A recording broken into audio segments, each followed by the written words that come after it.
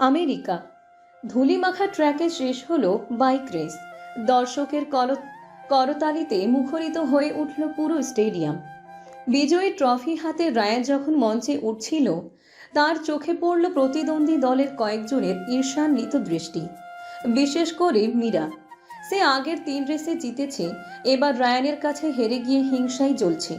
Ryan যখন গ্যারেজে তার বাইকটা পার্ক করে পানির বোতলে চুমুক দিচ্ছিল, তখন হঠাৎ পেছন থেকে কেউ ধাক্কা দেয়।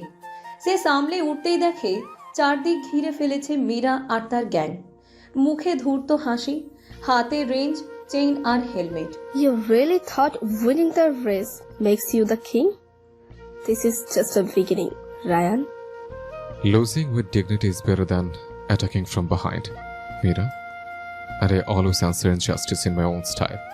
কথা শেষ না হতেই এক চেইন সোয়াং করে এলো রায়ানের দিকে। রায়ান দারুণ ফুর্তিতে সেটাকে এড়িয়ে গিয়ে এক ঘুষিতে মীরার সঙ্গী লুকাকে মাটিতে ফেলে দিল। তখন শুরু হলো ধ্বংসযজ্ঞ। একজন লোহার রড নিয়ে এগিয়ে আসে, রায়ান সেটাকে কুস্তিগীরদের মতো কাঁধে তুলে মাটিতে ছুঁড়ে ফেলে। আরেকজন পেছন থেকে হেলমেট দিয়ে মাথায় মারতে যায়। রায়ান হেলমেটটা কাবু করে উল্টো তার মাথায় পরিয়ে দেয়। তারপর এক চড়। মারামারির মাঝখানে রায়ান হঠাৎ দাঁড়িয়ে গিয়ে চারদিক দেখে বলে ওঠে, Those who attack after losing were born defeated. I win races with speed and battles with strength. সবাই অবাক হয়ে যায় তার সাহস আর দক্ষতায়। একে একে সবাই কাহিল হয়ে মাটিতে গড়াগড়ি খেতে থাকে। শেষে মীরা ক্লান্ত আর রক্তাক্ত হয়ে হাঁপাতে হাঁপাতে বলে, You are a beast. Ryan এগিয়ে গিয়ে বলে, No, Mira. I'm Ryan. The name that never gives up. Ryan ধুলো ঝাড়ে বাইকে ওঠে আর ধ্বংস স্তূপের মাঝখান দিয়ে ধীরে ধীরে স্টাইল করে বেরিয়ে যায়। পেছনে পড়ে থাকে হারানো গ্যাং। সন্ধ্যায় শহরের সবচেয়ে সম্মানজনক কর্পোরেট ইভেন্ট আজ সন্ধ্যায় অনুষ্ঠিত হচ্ছে। সেজে উঠেছে পুরো কনভেনশন সেন্টার। অতিথিদের চেহারায় উচ্ছ্বাস, মিডিয়ার ঝলকানিতে চারপাশ আলোয় ঝলমল।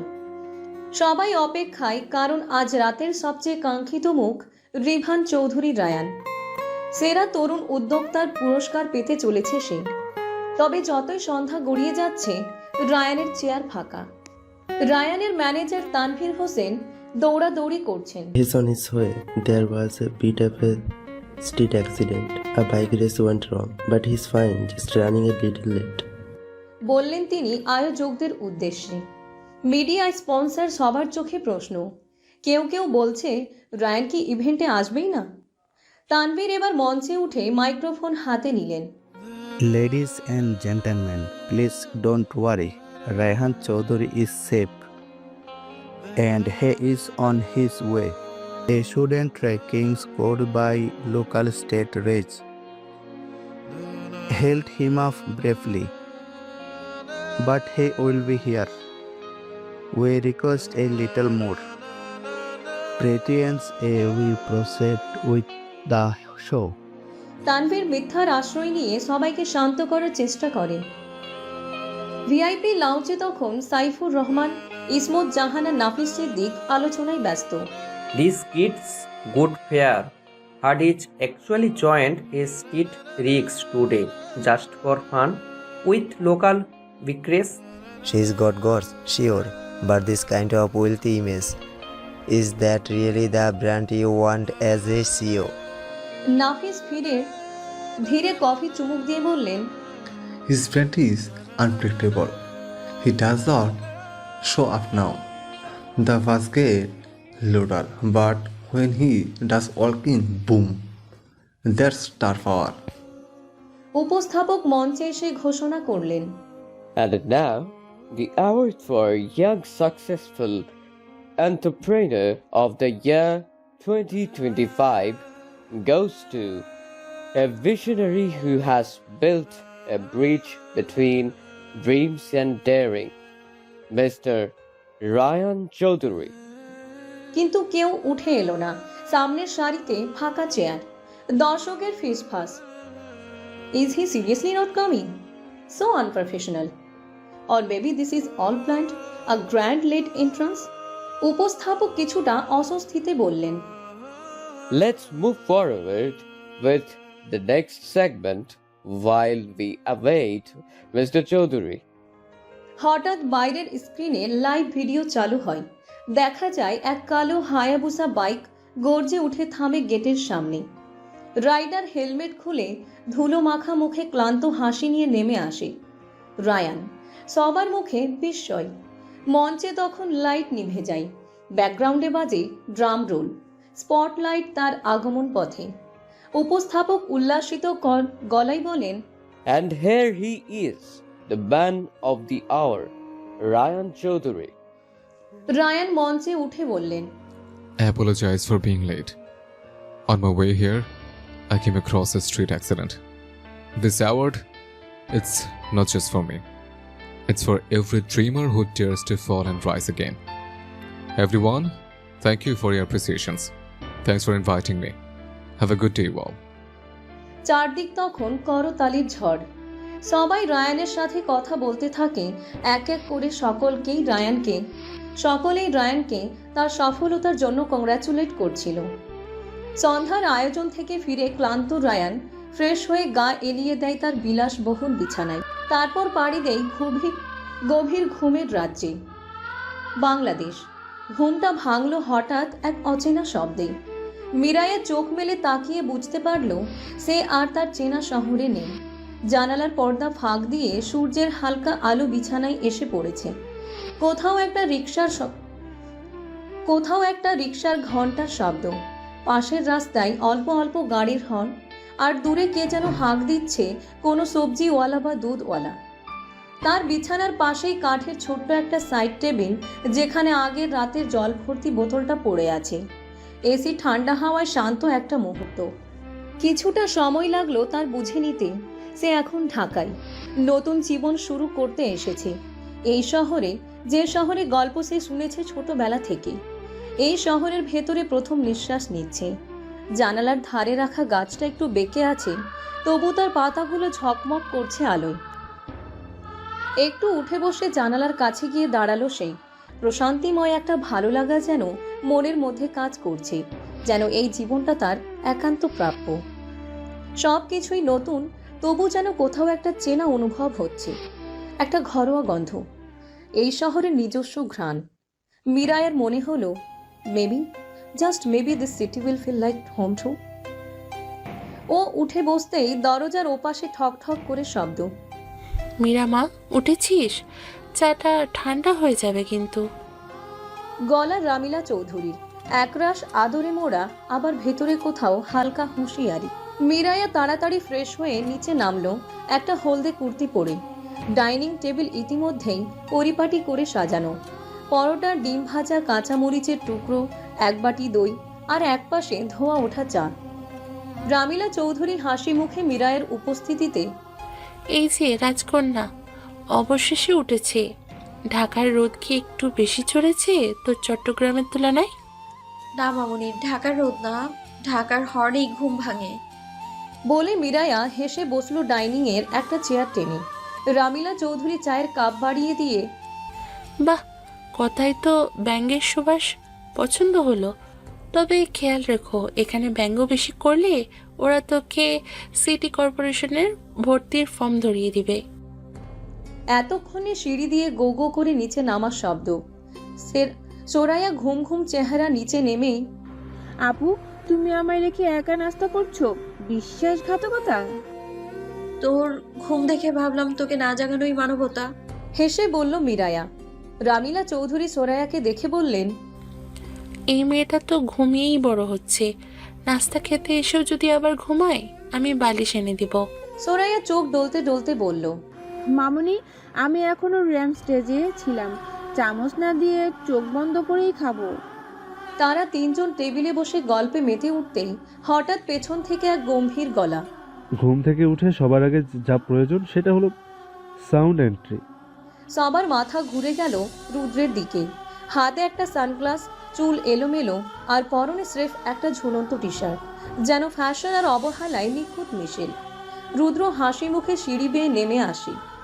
সো কেমন লাগছে ঢাকায় first morning, miss Chittagong and miss snooze button? একদম একদম প্রাণবন্ত, কিন্তু ঢাকায় তুমি ছাড়া কেউ কি সকাল 8টায় সানগ্লাস পরে ঘোরে? রুদ্র চা হাতে নিয়ে দাঁড়ালো। আমি ঘুম থেকে উঠে নিজের সৌন্দর্য সহ্য করতে পারি না, আমি নিজেকেই সানগ্লাসে ঢাকি।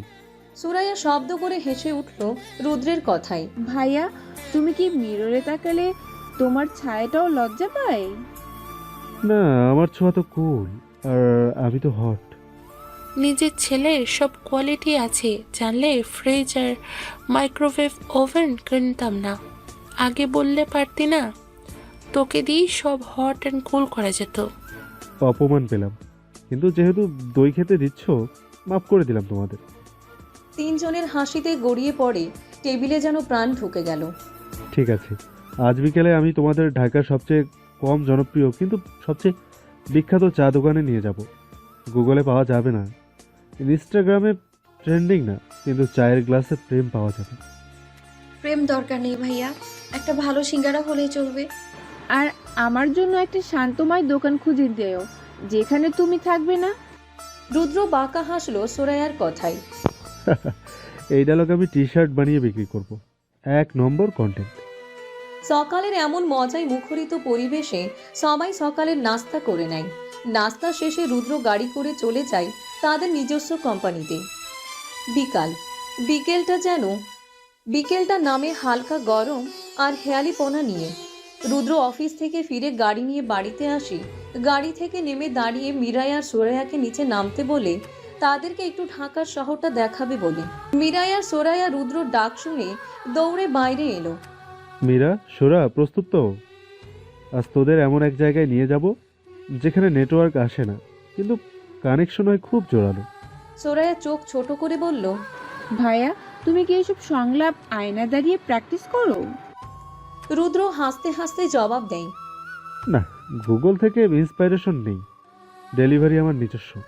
শুধু কথা কম, এসি গাড়ি থাকলে চলি। তোমার পয়েটিক হওয়ায় আমরা গলে যাচ্ছি। তিনজন মিলে গাড়িতে উঠে বসে। ঢাকার রাস্তা তখন অফিস শেষে মানুষের ঢল, ভ্যাপসা গরম, আর মাঝে মাঝে হঠাৎ একটা বিয়ের গেট, লাউডস্পিকারে গান, দুষ্টু কোকিল ডাকে রে কুকু কুকু কু বাজছে। গাড়ির ড্রাইভিং সিটে বসে রুদ্র দাঁত কেলিয়ে বলে, এই গানটাই আমি ফিউচার ওয়াইফকে ডেডিকেট করব। শুধু শর্ত হলো ওকে কোকিল হতে হবে, মানুষ না। তাহলে তো পালিয়ে যাবে। তুই আগে পাখি না বানিয়ে নিজে মানুষ হ, জীবনসঙ্গী যেমনই হোক, পালিয়ে যাবে কোথায়? মিরাইয়ের কথায় রুদ্র হাসি থেমে যায়। সে মনে মনে ভেবে বিরতি করলো, যায় যায় মিরু, তোর জীবনসঙ্গী গেছে। উফ, ভাইয়া কেন যে এমন করলো। এখন ভাবিরে ভাবিও ডাকতে পারি না, আর না ডাকলে আম্মু চেঁচা থাকে। তোর এটা কিছু হইল? অবশেষে একটা পুরনো মোড়ের মাথায় এসে দাঁড়ালো গাড়িটা। দোকানের সাইনবোর্ডে পুরনো বাংলা হরফে লেখা, ফিরে দেখা চা। নিচে ছোট করে কথায় কাপে কণ্ঠে চিরাইত নস্টালজিয়া। দোকানটা আসলে ছোট, ছিমছাম কাঠের বেঞ্চ, একটা পুরনো ক্যাসেট প্লেয়ার যা অবিরাম 70-এর গান বাজায়। চারপাশে ল্যাম্পশেডের মৃদু আলো, টেবিল পুরনো সিনেমার ডায়লগ লেখা, কাগজ ছড়ানো। মিরায়ের চোখ বড় করে আশ্চর্য হয়, ওয়াও, এটা তো সত্যি সিনেমাটিক। রুদ্র অহংকারের সাথে, বলেছিলাম না এখানে কেউ আসে না টিকটকের জন্য, সবাই আসে মন রেখে যেতে। ভাইয়া, তুমি আগে তো কিছু জানলে কিভাবে? এক্সট্রা কোচিং করতে হলো নাকি? ওরা তিনজন এক কোনায় বেঞ্চে বসলো। চা এলো, মাটির ভাঁড়ে কড়া দুধ চিনি মেশানো, পাশে 1 প্লেট মুড়ি আর নারিকেলের পিঠা। মীরাপু, বুঝলি তো, ওই পিঠাটা খেলেই না আমি ভবিষ্যৎ দেখতে পাই। তোর ভবিষ্যৎ আমি বলে দিই, বিয়েতে তুই বরের বদলে মেনু চাইবি। আর দুলাভাইকে বলবি তোমার চেয়ে ওই পিঠার টেক্সচার ভালো। চায়ের চুমুকে চুমুকে গল্প এগোয়। রুদ্র মাঝখানে আবার এমন কিছু কথা বলে যেগুলো হালকা দার্শনিক, আবার মজার। জানিস মীরা, এই দোকানটা আমি বানাইনি, কিন্তু খুঁজে পেয়েছিলাম এমন এক সন্ধ্যায় যখন ভাইয়া আর আমি ছোট। ভাইয়া দেশ ছেড়ে চলে যাওয়ার পর আমি আমার ভাইয়াকে যখন মিস করতাম তখনই আসতাম। আচ্ছা রুদ্র ভাইয়া, রায়ন ভাই কি দেশে ফিরবেন না? আমি ওনাকে কখনোই দেখিনি, কিন্তু তোমরা সবাই ওনার কথা বলো। উনি দেশে আসলে ভালো হবে, তাই না? মামুনি অনেক খুশি হবে। রুদ্র হালকা হেসে মনে মনে বলে, ভালো হবে না ছাই, তুই ঢাকায় আমাদের বাড়িতে আছিস শুনলে আমেরিকায় বসেই গিলে ফেলবে আমাকে। কি একটা মানুষ, বউকে না দেখালো না জানলো, তারা কি অস্বীকার। মনের কথা মনে রেখেই একটা দীর্ঘশ্বাস ফেলে রুদ্র। মীরায়ের কথায় মাথা নাড়িয়ে সম্মতি দেয়। চা খাওয়া শেষে ওরা দোকান থেকে বেরিয়ে হেঁটে গাড়ির দিকে যাচ্ছে। রুদ্র মাঝপথে বলল, জানিস মিরু, তোদের আশায় বাড়িটাও একটু বেশি শব্দ করে পাচ্ছে মনে হয়। আম্মু বলে কেউ কেউ আসে না থাকার জন্য, আসে ঘরকে জাগিয়ে তোলার জন্য। মীরায়া চুপ করে থাকে কিছুক্ষণ। সোরাইয়া কাঁধে মাথা রাখে। তারা বুঝতে পারে এই শহরটা শুধু ইট পাথরের নয়, এখানে মানুষের মধ্যে গল্প লুকিয়ে থাকে। তারপরই গাড়িতে চড়ে বাড়িতে চলে যায় আর দিন পার করতে থাকে। আর আমেরিকায় রায়ান তার পরিকল্পনা বাস্তবায়নের প্ল্যান বানাতে ব্যস্ত থাকলো। আজ 3 মাস হলো মীরায়া ঢাকায় থাকছে নিজের শ্বশুর বাড়িতে। যদিও সে অজ্ঞাত এই বিষয়ে, তার দিনগুলো ভালোই যাচ্ছে, ঠিক যেমনটা সে চেয়েছিল। মীরায়ের বিশ্ববিদ্যালয়ের ভর্তির পরীক্ষা শেষ। মীরায়া জানালার পাশে বসে আছে। বাইরে সূর্যটা ধীরে ধীরে উদয় হচ্ছে, চারপাশে ছড়িয়ে পড়ছে নরম আলো। তার চোখে তবু বিশ্রাম নেই। একের পর এক ভাবনা ভিড় করে আসছে মাথায়। সব ঠিকঠাক হলো তো? মনে পড়ছে পরীক্ষার সময়কার মুহূর্তগুলো। প্রশ্নপত্র হাতে নিয়েই মনে হয়েছিল এই তো পারবো। প্রতিটি প্রশ্নের উত্তর সে চেষ্টা করেছে বুঝে শুনে দিতে। যদিও কিছু প্রশ্ন ছিল চ্যালেঞ্জিং, কিন্তু নিজের সর্বোচ্চটুকু দিয়েছে। বাড়ি ফিরে সবাই তাকে বাহবা দিয়েছে, কিন্তু মীরায়ের মনে তখনও একটা অজানা টান। কারণ কালকে রেজাল্ট। ভেতরে একরকম গুঞ্জন কাজ করছে, এক ধরনের অস্থিরতা আর উত্তেজনা। চোখ বন্ধ করলেই মনের মধ্যে চলে আসে সেই ফলাফল ঘোষণার মুহূর্ত। নামটা থাকবে তো তালিকায়? এই একটাই প্রশ্ন তাকে বারবার ভাবাচ্ছে। মীরায়া চোখ বন্ধ করে একটা গভীর নিঃশ্বাস নিল। আগামীকাল কি হবে জানা নেই। মীরায়া মনে এক অদ্ভুত অনুভূতি, যেটা ভয়, উৎসাহ, ভালো লাগা সবকিছুর সংমিশ্রণ। সকাল 10টা। মাত্র কয়েকদিন আগে মীরায়ের 18তম জন্মদিন ছিল, কিন্তু আসল আনন্দটা এলো আজ সকালে। মীরায়া নিজেই বলেছিল আয়নায় তাকিয়ে, এবার আমি লাইসেন্স করব। বাইক চালানো শিখে ফেলেছি তো কবেই। এখন রাস্তায় বের হতে হবে নিজের পরিচয় নিয়ে। তাই অনলাইনে রেজিস্ট্রেশন করে ফেলেছিল সে। বার্থ সার্টিফিকেট জাতীয় পরিচয়পত্রের ফটোকপি, ছবি, ঠিকানার প্রমাণপত্র সব গুছিয়ে ব্যাগে ভরে এক সকালে বেরিয়ে পড়েছিল শহরের মূল বিআরটিএ অফিসের দিকে। প্রথমবার এত বড় সরকারি অফিসে ঢুকে একটু অস্বস্তি লাগছিল। সে এগিয়ে গিয়ে তথ্য ডেস্কে জিজ্ঞেস করলো, দয়া করে বলবেন লাইসেন্সের জন্য কাগজপত্র কোথায় জমা দিতে হয়? একজন কর্মকর্তা সেদিকে তাকিয়ে বললেন, 1 নম্বর কাউন্টারের সামনে গিয়ে দাঁড়ালো সে। সেখানে দাঁড়িয়ে থাকতে থাকতে নিজের কাগজগুলো বারবার চেক করছিল। ছবি ঠিক আছে তো? ফর্মে সাইন দিয়েছি তো? একবার একটা কাগজ উল্টো করে ধরেই বুঝলো, আচ্ছা এটা তো ঠিকই আছে। একটা উত্তেজনা কাজ করছিল বুকে। এই তো আমি বড় হয়ে গেছি। অবশেষে ডাক পড়ল তার। কাগজ জমা দিতে দিতে অফিসার একবার তাকিয়ে বললেন, তুমি তো একদম নতুন মনে হচ্ছে। জি, এ মাসেই 18 হলো। তাহলে শুভকামনা। পরীক্ষার ছবি তোলার জন্য রেডি থাকো। SMS আসবে কবে যেতে হবে। ফেরার সময় তার মনে হচ্ছিল আজকের দিনটা শুধু লাইসেন্সের জন্য কাগজ জমা দেওয়ার দিন নয়। আজ যেন নিজেকে একটু বেশি স্বাধীন মনে হচ্ছে। নিজের সিদ্ধান্তে, নিজের চেষ্টায় আর নিজের রাস্তায় হাঁটার প্রথম পদক্ষেপ। মীরায়া প্রাপ্তবয়স্ক না হওয়ায় তার রাইডিং লাইসেন্স ছিল না, যে কারণে সে কোনো অফিসিয়াল বাইক রেসে অংশ নিতে পারত না। তবে এখন তার লাইসেন্স হলে সে স্বাধীনভাবে বাইক রাইড করতে পারবে। বিআরটিএ অফিস থেকে বেরিয়ে মীরায়ের মনটা অনেকটা হালকা। কাজটা হয়ে গেছে, এখন শুধু অপেক্ষা। পরীক্ষার তারিখের আর একটা নতুন অধ্যায় শুরু। অগোছালো দুপুরে রোদ পেছনে ফেলে সে হাঁটছিল রাস্তার ধারে, আর হাতে কাগজপত্রের ফাইল। হঠাৎ একটা কোমল মিউ শব্দে থমকে দাঁড়ায় মীরায়া। রাস্তার পাশে একটা পুরনো অটোরিকশার নিচে বসে আছে ছোট্ট একটা সাদা বিড়াল ছানা। পুরো গায়ে দুধ সাদা লোম। বিড়ালটির চোখ হেটারোক্রোমিয়া। এর মধ্যে দিয়ে বিড়ালটির রহস্যময় ও আকর্ষণীয় স্বভাব ফুটে উঠেছে।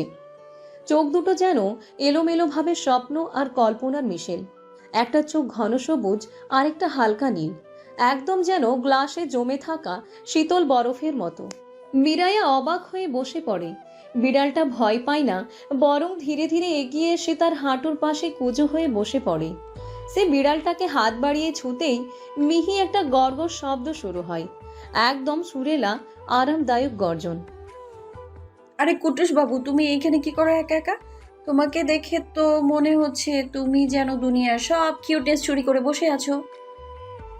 সে বিড়ালটাকে কোলে তোলে। বিড়ালটা চোখ বন্ধ করে মুখ ঠেকিয়ে দেয় তার হাতের তালুতে। আচ্ছা শোনো, মিরায়া ফিসফিস করে বলে, তোমার নাম রাখি কি? স্নুফি নাকি মিল্কি? বিড়ালটা মুখ ঘুরিয়ে অন্যদিকে তাকায়। না, পছন্দ হলো না বুঝি? ঠিক আছে, তাহলে তোমার নাম রাখলাম জুলিয়েট, যার সৌন্দর্যে সবাই পাগল। কেমন? তোমায় বেশ মানাবে। এবার বিড়ালটা একবার মিউ করে উত্তর দেয়। মিরায়া হাসে। ব্যাস ঠিক আছে, আজ থেকে তুমি আমার মেয়ে, নাম জুলিয়েট। বাড়ি ফিরে মিরায়া রামিলা চৌধুরীর কাছে গিয়ে বলল, দেখো তো মামনি, একটা মেয়ে পেয়ে গেছি আমি। জুলিয়েট তখনও তার কোলে গুটিসুটি মেরে বসে থাকে। সেই হেটারোজেনাস চোখ দুটি দিয়ে স্নিগ্ধভাবে তাকিয়ে থাকে মিরায়ার দিকে। একটা চোখে মুগ্ধতা, আর একটাই কেমন যেন একটা অতল গভীর ভালোবাসা। মুহূর্তেই যেন আপন করে নিয়েছে তার তথাকথিত মাকে। 3 মাস ধরে রায়ান পরিকল্পনা করছিল বাংলাদেশে নিজের কোম্পানির একটা শাখা খোলার। সে এখন পুরোপুরি প্রস্তুত তার পরিকল্পনা বাস্তবায়নের জন্য। রাত গভীর, আমেরিকার আকাশে হালকা মেঘ, জানালার কাছে ঠেকা ঠান্ডা হাওয়া রায়ানের মুখে এসে লাগছে। অফিসের আলো নিভে গেছে, শুধু রায়ানের ডেস্কে একটি ল্যাম্প জ্বলছে। কাঁচের জানালা দিয়ে বাইরের ঝলমলে শহরটাকে দেখে হঠাৎ তার বুকের ভেতর কেমন একটা শূন্যতা ছড়িয়ে পড়ে। এই শহর তাকে নাম দিয়েছে, অর্থ দিয়েছে, কিন্তু আজ তার মন এক মুহূর্ত যেন টিকছে না। টেবিলের এক কোণে পড়ে আছে বিমান ticket, Dhaka Bangladesh, departure tomorrow 7:30 AM। Ryan তাকিয়ে আছে সেই টিকিটের দিকে, ঠিক যেন কোনো কাগজ নয়, একটা নতুন অধ্যায়ের চাবিকাঠি। নিজেকে একবার আয়নায় দেখে নেয়। 10 বছরে অনেক কিছু বদলে গেছে। চেহারায় পরিণত, বয়সের ছাপ, চোখে ক্লান্তির রেখা, কিন্তু আজ তার চোখে এক অন্য রকম ঝিলিক। ফিরে যাওয়ার আনন্দ, কিছু গড়ে তোলার দৃঢ় প্রত্যয়, আর অতীতের অবসান ঘটানোর আকাঙ্ক্ষা। হাতে ফোন তুলে একবার রুদ্রকে মেসেজ করে, ভাই, কাল সকালে আমি দেশে নামছি। মাকে বলি যেন রুমে আমার নতুন চাদরটা বিছিয়ে রাখেন, আর তোকে বলি এবার সব শুরু করছি একসাথে। মেসেজ পাঠিয়ে ব্যাগ গোছানো শুরু করলো রায়ান। এক একটা জামা রাখার সময় এক একটা স্মৃতি মনে পড়ছে। হঠাৎ বুকের মধ্যে কেমন একটা অনুভূতি ছড়িয়ে পড়ে। এটা শুধু দেশে ফেরা না, এটা একটা নতুন জীবন শুরু করার প্রস্তুতি। নিজের মনেই ফিসফিস করে বলল, কাল আমি দেশের মাটিতে পা রাখবো। অনেক কিছু বদলে দিতে হবে এবার। শুধু ব্যবসা না, নিজের ভেতরের মানুষটার ঘরে ফেরার সময় হয়েছে। আর সেই অতীতের কালো রাতের হিসেব যে মেটাতে হবে। বাংলাদেশে রুদ্র অফিস থেকে ক্লান্ত হয়ে ফিরে রাতের খাবার খেয়ে নিজের বিছানায় সবে মাত্র এলিয়েছে। ফোনটা হাতে নিতেই চোখে পড়ল রায়ানের মেসেজটা। দেশে? রায়ান ভাইয়া দেশে? এটা কিভাবে সম্ভব? মিরায়া তো এই বাড়িতেই। ভাইয়া জানতে পারলে আর রক্ষা থাকবে না। সে সঙ্গে সঙ্গে কল দেয় রায়ানকে। ভাইয়া, তুমি দেশে ফিরবে? কবে? কেন হঠাৎ এত বছর পর? হ্যাঁ রে, খালি চলে আসবো। অনেক হয়েছে আমেরিকা, এবার একটু নিজের মাটির গন্ধ নিতে চাইলাম। তুই তো বলেছিলি তোর ওখানে সব সেট, হঠাৎ এমন ডিসিশন? কিছু হয়েছে? সবকিছু ঠিক আছে, তবে কিছু ব্যাপার আছে যেটা সামনাসামনি বললেই ভালো হবে। ব্যাপার মানে? তোর কিছু সমস্যা হয়েছে নাকি তুই? রুদ্র তার কথা শেষ করার আগেই রায়ান হালকা হাসি দিয়ে, তুই এখনো আগের মতোই সবকিছুতে চিন্তা করে ফেলিস। দেখা হোক, সব বলবো। ভাইয়া, তুই তো এমন না। তোর কি কোনো কাজ আছে দেশে? রায়ান রুদ্রের কথা যে খানিকটা বিরক্ত হয়, গম্ভীর স্বরে। কি হয়েছে বলতো? তুই এমন কেন করছিস? আমি দেশে ফিরলে কি কোনো সমস্যা? রুদ্র মনে মনে ভাবল। এখন কি ভাইয়াকে মীরায় ভাবির ঢাকায় আমাদের বাড়িতে থাকার বিষয়ে জানাবো? মেয়েটা কি ঠিক হবে? রুদ্র শত চিন্তার পর সিদ্ধান্ত নিল সে এখন রায়ানকে কিছু জানাবে না, কারণ সে ভয় পাচ্ছে যদি রায়ান এই ব্যাপারে জানতে পারে তাহলে সে হয়তো দেশেই ফিরবে না। রুদ্র নিঃশ্বাস ফেলে বলল, কিছু হয়নি ভাইয়া, আমি তো এমনি কিউরিসিটি থেকে প্রশ্ন করছি। ঠিক আছে, তুমি এসো, আমি মাকে জানিয়ে তোমার রুম পরিষ্কার করিয়ে রাখবো। তবে এটা মাথায় রেখে তোমার দেশে ফেরাতে আমাদের জীবনে আবার ঝড় যেন না আসে, যেমনটা তুমি যাওয়ার সময় করিয়েছিল। রায়ান রুদ্রের কথা শুনে একটু চুপ থেকে তার উত্তর করে, ঝড় না বলি হাওয়ার দোলা, কিন্তু সেটা কার জন্য কিভাবে আসবে সেটা তো কেবল সময় বলবে। এক রহস্যময় হাসি নিয়ে রায়ান ফোনটা কেটে দেয়। ভাইয়ের এমন অদ্ভুত উত্তর রুদ্রের রাতের ঘুম হারাম করার জন্য যথেষ্ট ছিল। সে দ্রুত কথাটা রামিলা চৌধুরীকে জানায়। বড় ছেলে দেশে ফেরার খবর পেয়ে সে খুশি হলো, তবে তার মাথায় কোনোদিন চিন্তার ছাপ দেখা গেল না। সে চাইছিল মিরায়া আর রায়ান মুখোমুখি হোক আর তাদের ভবিষ্যৎ নিয়ে তাদের নিজেদের মতামত জানাক। তিনি রুদ্রকে বলেন, তুই এখন ঘুমোতে যা, আমি সকালে রায়ানের রুমে পরিষ্কার করে রাখবো। রায়ান ফ্লাইট জার্নি শেষ করে দেশে ফিরেছে আর মাহির তাকে রিসিভ করতে এসেছে। বিমানবন্দরে হজরত শাহজালাল আন্তর্জাতিক বিমানবন্দর। সকাল 11টা। রায়ান হাতে একখান ট্রলি ব্যাগ, চোখে সানগ্লাস, মুখে আত্মবিশ্বাস। সামনে মাহির দাঁড়িয়ে গাড়ির পাশে একগাল হাসি নিয়ে। মাহির রায়ানকে দেখে দু হাত মেলে। ও জনাব আমেরিকান সিটিজেন হাজির। ভাই হাত মেলাইবেন না, ডলার দিন সরাসরি। রায়ান চোখ গুটিয়ে ফেলে মাহিরের কথা শুনে। আরে ভাই, প্রথমে একটা ফ্রেশ নিঃশ্বাস তো নিতে দে। আমেরিকা থেকে ঢাকার বাতাসে ঢুকে আমার নাক ব্লক হয়ে গেছে। মাহির গাড়ির দরজা খুলে দেয় রায়ানের উদ্দেশ্যে। ভাইরে, ঢাকার বাতাস এখন ডলার শিখে ফেলতেও পারে, সাবধানে নিঃশ্বাস নেন। চলেন, গাড়িতে চলেন, আজকে আপনাকে ঢাকার রোড রোলার রাইডে নিয়ে যাব। দুজন গাড়িতে উঠে মাহির ইঞ্জিন স্টার্ট দেয় আর সাথে একটা হর্ন বাজে, যে হর্নে টাইটানিক সিনেমার মিউজিক বাজে। রায়ান চমকে যায়। সে অনেকদিন পর যেন এমন হর্নের আওয়াজ শুনছে। এটা কি হর্ন না সিনেমা ট্রেলার? রায়ান চোখ বাঁকা করে বলল। মাহির গর্বের সাথে রায়ানের প্রশ্নের উত্তর দেয়। ভাই দেশে আসছেন, ভিআইপি ট্রিটমেন্ট দিতে হইব, রিক্সাওয়ালারা আগে ভয় পাইতে হইব। গাড়ি ধীরে ধীরে বেরিয়ে পড়ে বিমানবন্দর এলাকা ছেড়ে। তোকে ধন্যবাদ ভাই, এতদিন পর দেশে এসে তোকে দেখে মনটা হালকা হয়েছে। এখনো হালকা? 10 মিনিট পর গুলশান মোড়ে এমন ট্রাফিকে পড়বি মনে হইব 3 ঘন্টা হিমালয় ধ্যান করছিস। তুই সিরিয়াস? ঢাকার ট্রাফিক সিরিয়াস, আমি শুধু কমেডি করি। হঠাৎ এক রিক্সা গাড়ির সামনে ঢুকে পড়ে। মাহির হর্ন বাজায় এবং জানালা দিয়ে চিৎকার করে, ভাই F1 রেস না, একটু সাইড দেন, ফিটনেস টেস্ট তো পাস করছেন না। রায়ান হতভম্ব হয়ে যায় এই পর্যায়ে। এই মানুষগুলো এইভাবে চলে? লাইসেন্স কই? লাইসেন্স না থাকলেও সাইকোলজিক্যাল লাইসেন্স আছে ভাই, এরা জানে কে কখন কার সামনে যাবে। রায়ান এক চুমুক পানি খেতে যায়, হঠাৎ গাড়ি একটা ব্রেক করে, পানি ছিটকে মুখে লাগে। রায়ান অসহায়ভাবে মাহিরের দিকে তাকিয়ে, ভাই এটা কি গাড়ি না রোলার কোস্টার? মাহির হাসতে হাসতে উত্তর করে, ওয়েলকাম ব্যাক টু বাংলাদেশ, গাড়ি ব্রেকে শক থেরাপি ফ্রি। দুজন হেসে ফেলে। রায়ান চোখে চশমা আবার ঠিক করে বলে, ভাই আমেরিকায় স্পিডে গেলে পুলিশ পেছনে হেলিকপ্টার পাঠাতো। এখানে পুলিশ দেখে এই স্পিডে না চালাইলেই তারা সন্দেহ করে এই লোক এত ধীরে চালাচ্ছে কেন। দুজন আবার হেসে ওঠে। গাড়ি শহরের দিকে চলে যায়। রাস্তায় গাড়ির হর্ন, ঠেলা গাড়ি, একটা ছাগলও রাস্তা পার হচ্ছে। দেশি গন্ধে ভরা এক অদ্ভুত স্বস্তি ও বিশৃঙ্খলার মিশেল। গাড়িতে মাহির ও রায়ান গুলশানের দিকে যাচ্ছিল।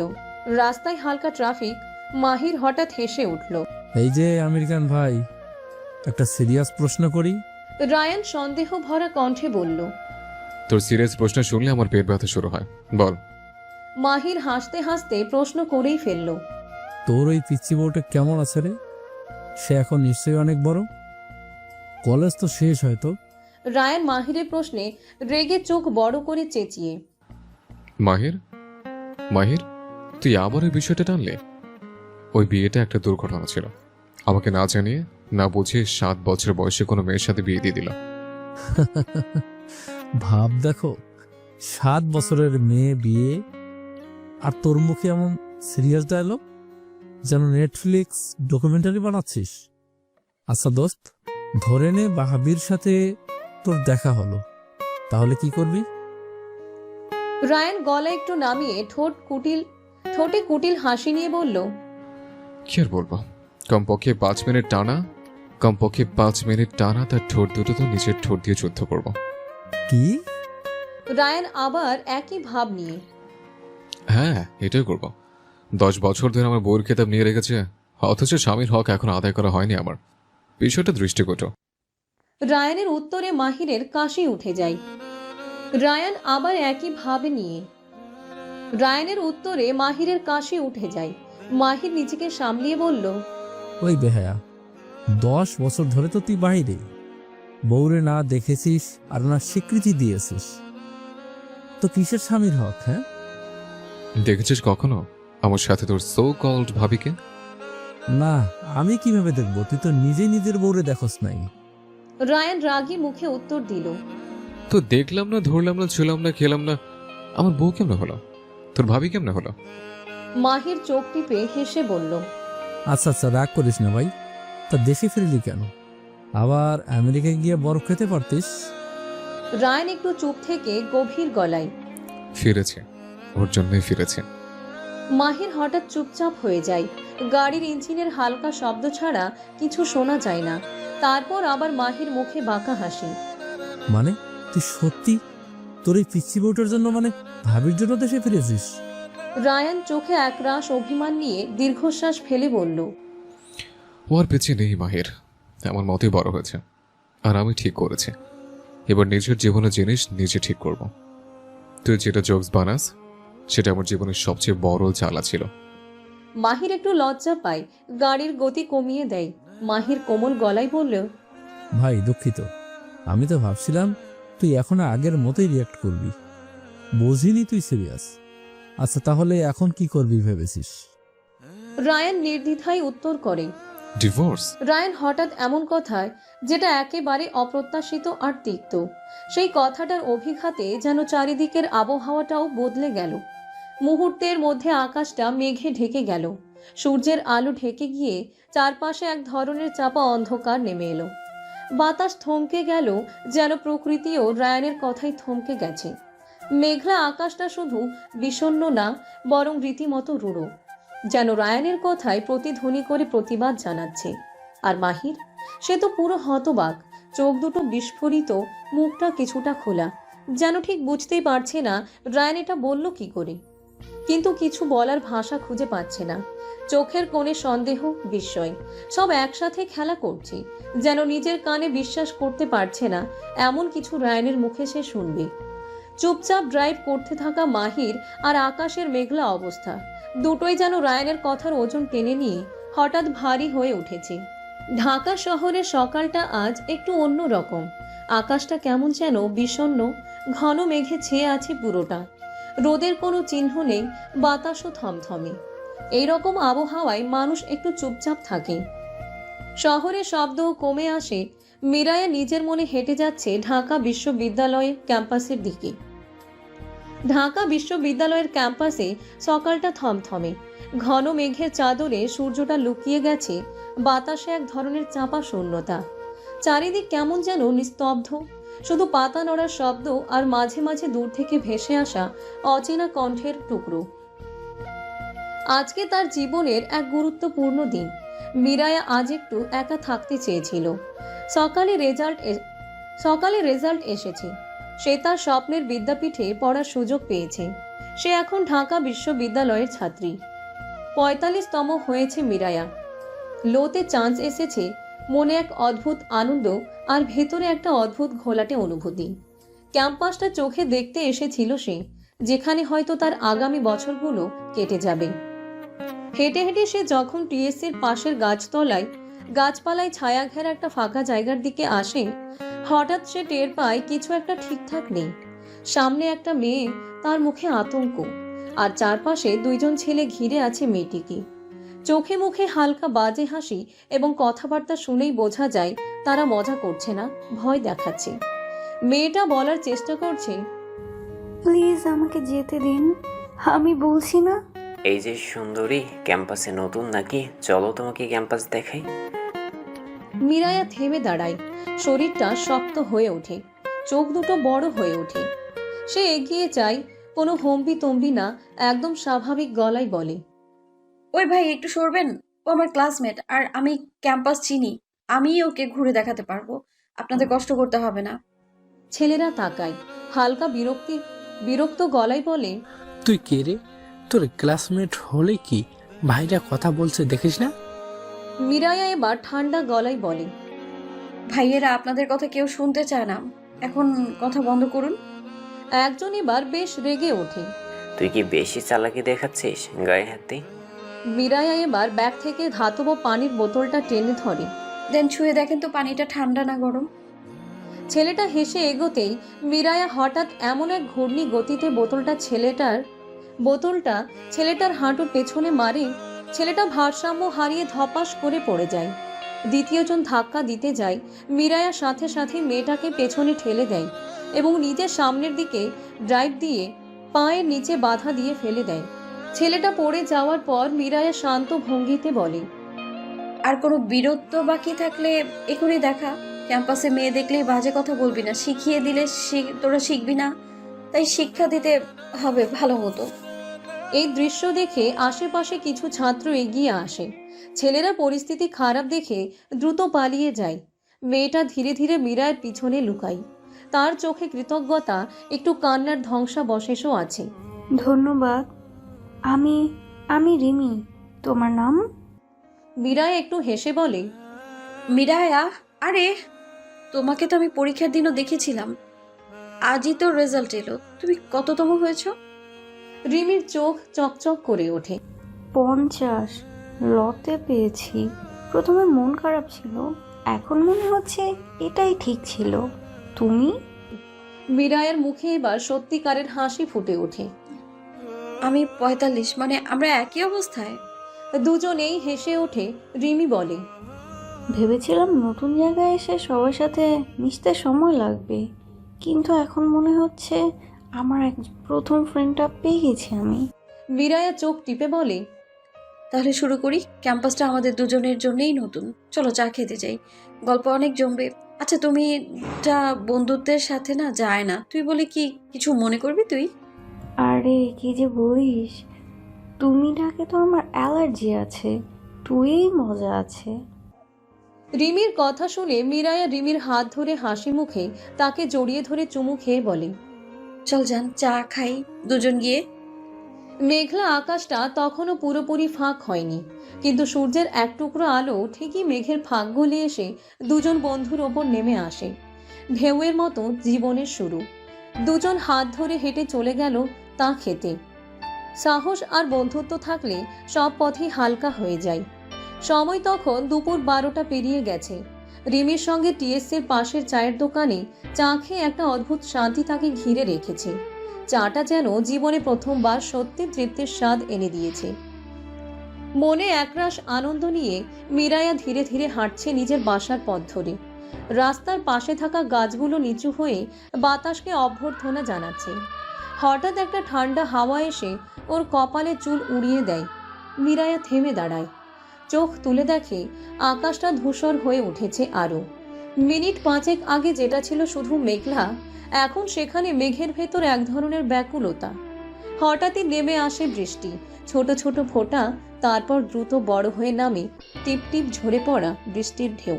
প্রথমে একটু অবাক হয় মীরায়া।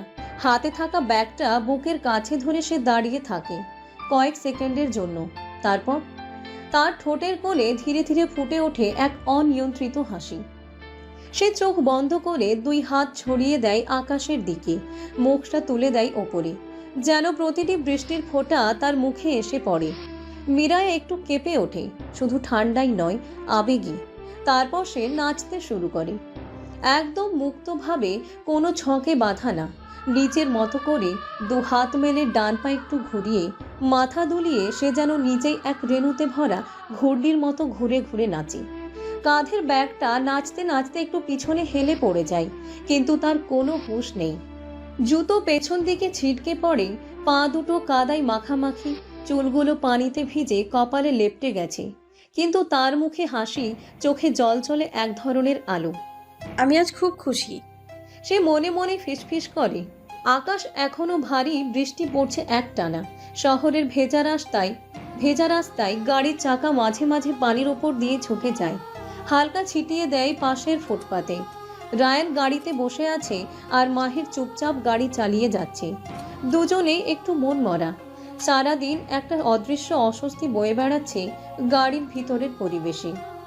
সকালের একটা কথোপকথন, একটা মন্তব্য যেন এমন থমথমে করে তুলেছে পরিবেশটা। গাড়িটা থেমে আছে রাস্তার পাশে। ডিভোর্স? কি রে, কি হলো? বৃষ্টিতে গাড়ি থামিয়ে রেখেছিস? কোনো সমস্যা? দেখতেছি তো, একটু ধৈর্য ধর। গাড়ির ইঞ্জিনে কিছু একটা হয়েছে। রায়ান বিরক্তি ভরা মুখে কপাল কুঁচকে বাইরে তাকায়, আর ঠিক তখনই তার চোখ আটকে যায়। আর বাইরের দৃশ্য দেখে তার কপালে কুঁচকানো ভাব দূর হয়ে যায়, আর মুখে ফুটে ওঠে এক মৃদু হাসি, যা লক্ষ্য করা কষ্টকর। বৃষ্টির মধ্যে রাস্তার ওপাশে একটা মেয়ে পুরোপুরি ভিজে নিজের মধ্যে হারিয়ে গিয়ে নাচছে। না, কোনো পারফরমেন্স না, কোনো ক্যামেরার সামনে না, সে একদম নিজের মতো করে নিজের জন্য নাচছে। সে হাসছে, ঘুরছে, হাত ছুঁড়ে দিচ্ছে আকাশে, পা ছুঁয়ে দিচ্ছে ভিজে রাস্তার কাদার মাঝে। তার চুল ভিজে গালে লেপ্টে গেছে, কাপড় বৃষ্টিতে সাদা হয়ে গা ঘেঁষে আছে, কিন্তু মুখে সে তৃপ্তি। রায়ানের বুকের মধ্যে হালকা কাঁপুনি তুলে দেয়। রায়ান গাড়ির উইন্ডো নামায়, যেন বৃষ্টির শব্দটা পরিষ্কার শোনা যায়। মেয়ে তখন দুই হাত ছড়িয়ে পুরো শরীর নিয়ে নাচছে, ঘুরছে। বৃষ্টির নিচে চোখ বন্ধ করে এক অনির্বচনীয় মুক্তির মধ্যে ডুবে আছে। তার মুখে ছিল না কোনো ভয়, কোনো দ্বিধা, শুধু এক বিশুদ্ধ আনন্দ, যেটা কেবল তারা অনুভব করতে পারে যারা নিজের সঙ্গে সন্ধি করেছে। রায়ানের চোখ ধাঁধিয়ে যায়। এই মুহূর্তটা কোনো সিনেমার দৃশ্য নয়, কোনো সাজানো নাটক নয়, এটা বাস্তব, অথচ স্বপ্নের মতো। রায়ান মিরায়ের দিকে এক নজরে তাকিয়ে থেকে পরখ করা শুরু করে। গাড়ির জানালার কাচের ওপারে দাঁড়িয়ে থাকা মেয়েটাকে রায়ান চেনে না, অথচ সেই অচেনা মেয়েটা ভেতর আজ এক অচেনা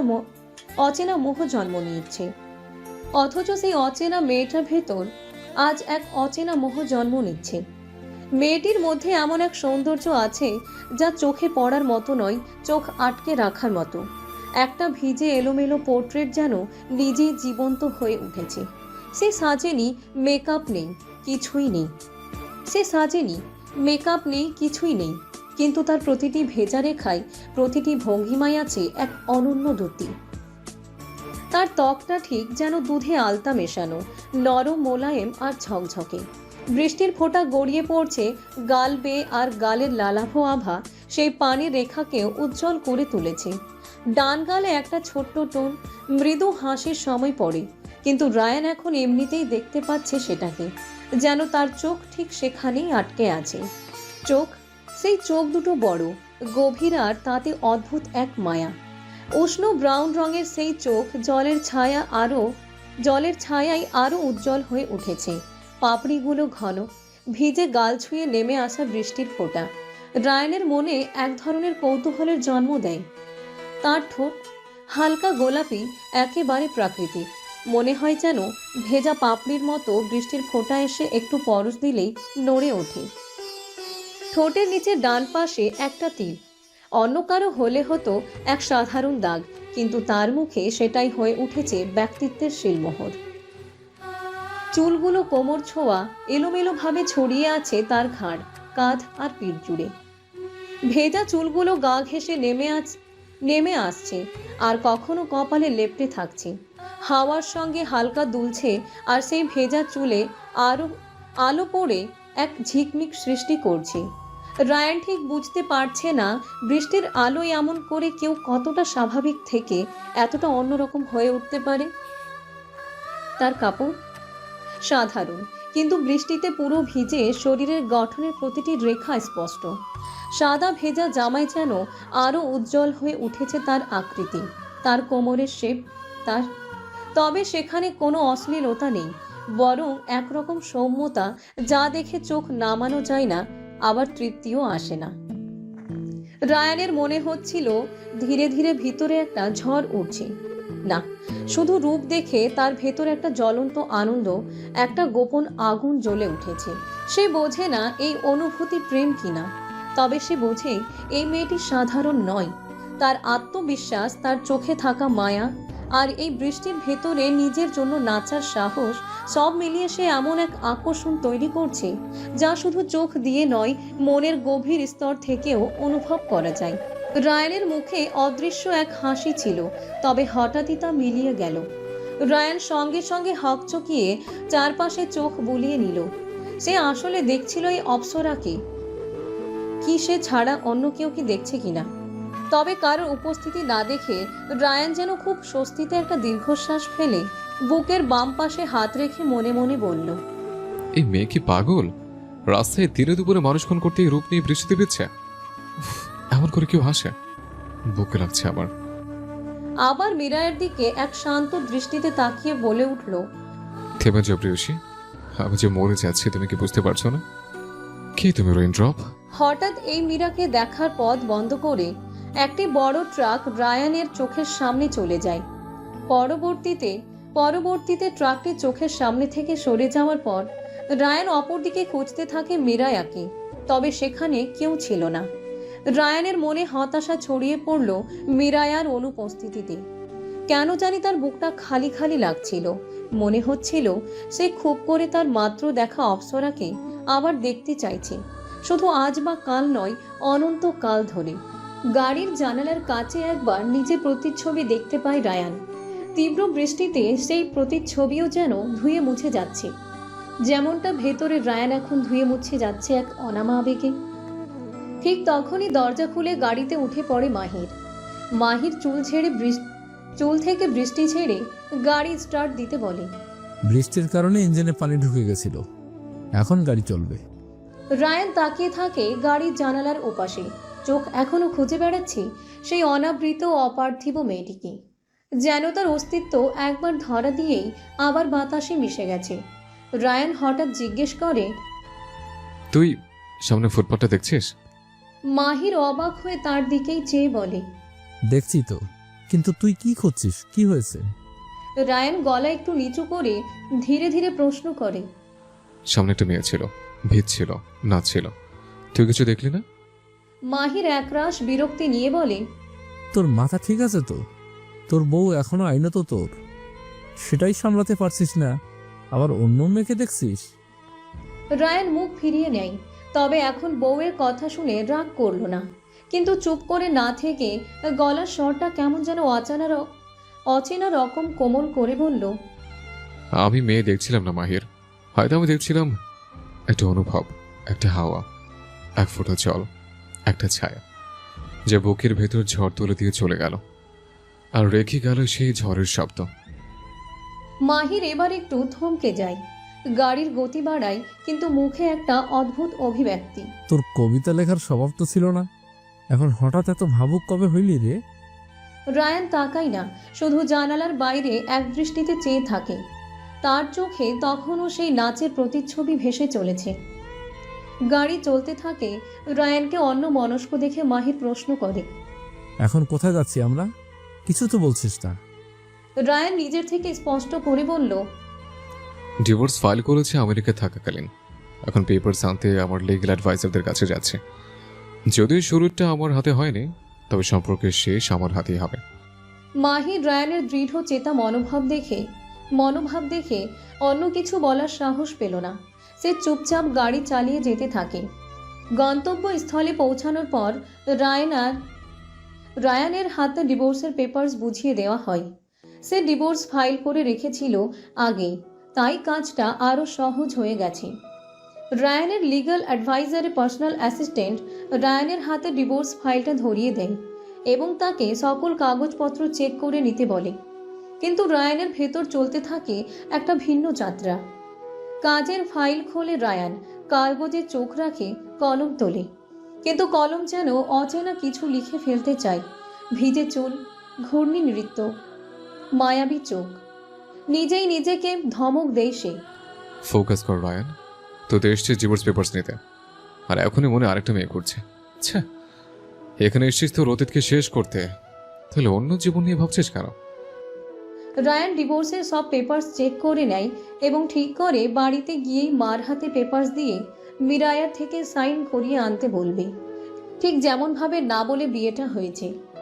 নিচের ডেস্কে বসে একটা খোলা উইন্ডোর দিকে তাকিয়ে থাকে সে। আকাশ তখনও মেঘলা, কিন্তু তার হৃদয়ের আকাশ যেন একদম ভিন্ন। একটা চঞ্চল পাখি সেখানে উড়ছে, যার পাখায় লেগে আছে কিছু জল আর একটা মুখ। একটা অপার্থিব মুখ, যে মুখ কোনো সাজে গড়া না, তবু সমস্ত সাজকে হার মানিয়ে দিয়েছে। তার হৃদ পাখি।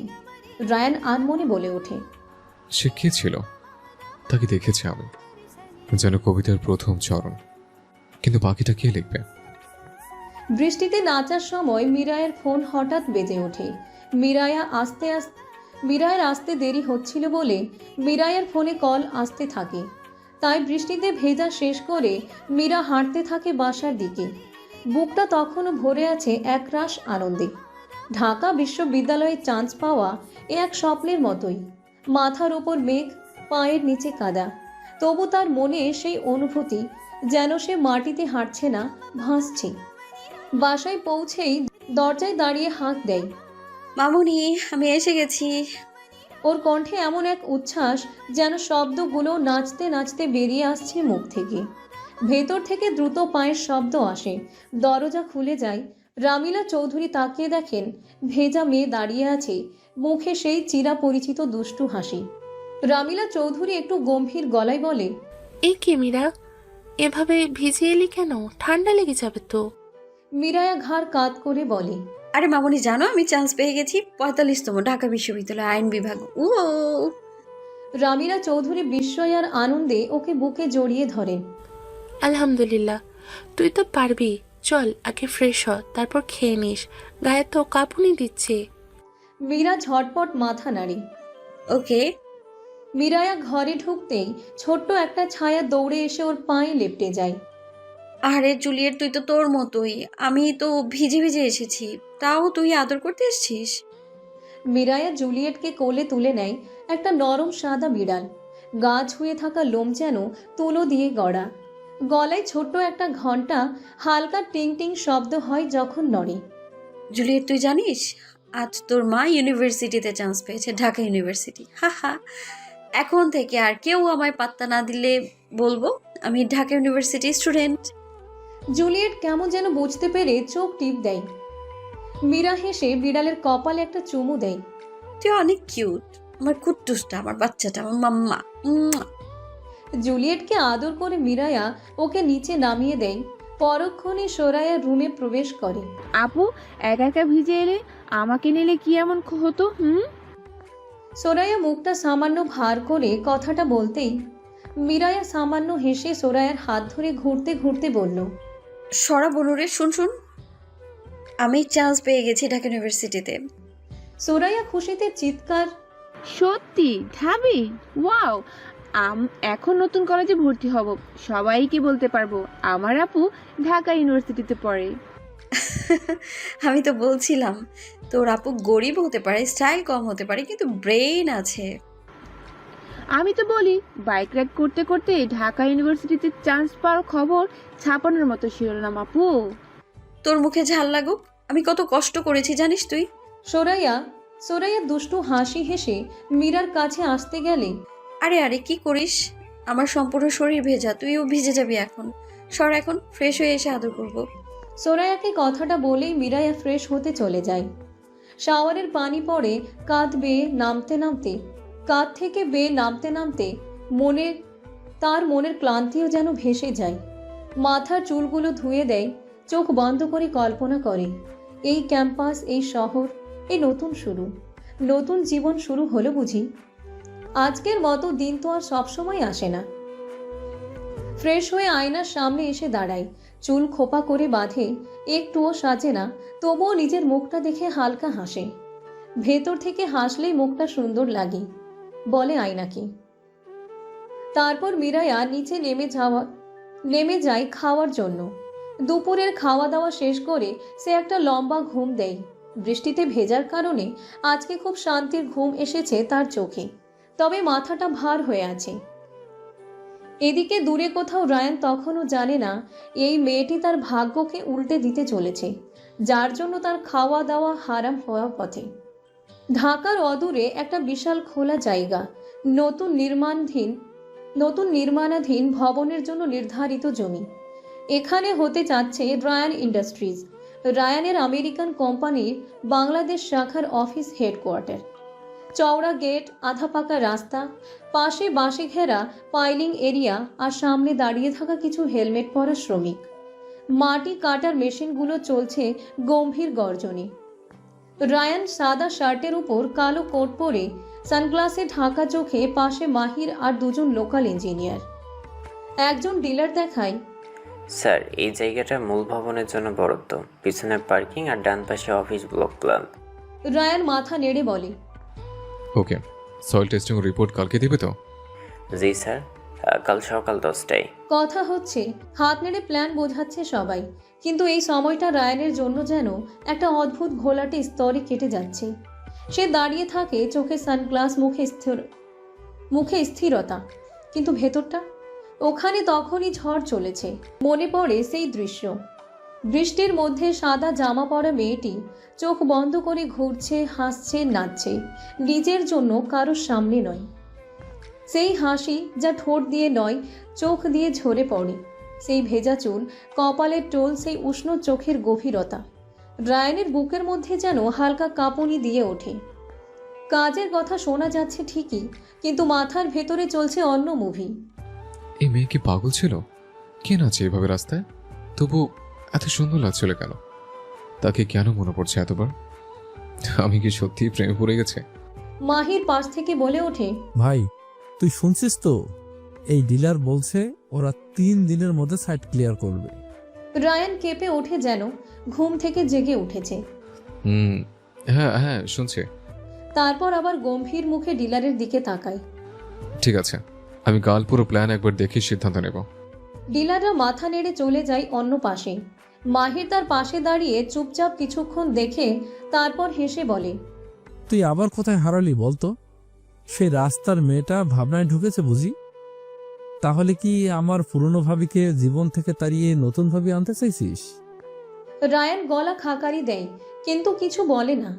আবার কি ভেবে যেন এক ফাঁকে বলেই ফেলে, কোথাও হারায়নি, কেবল ভাবছিলাম কত অদ্ভুত ভাবে কেউ কারো ভেতর ঢুকে পড়ে বিনা অনুমতিতে।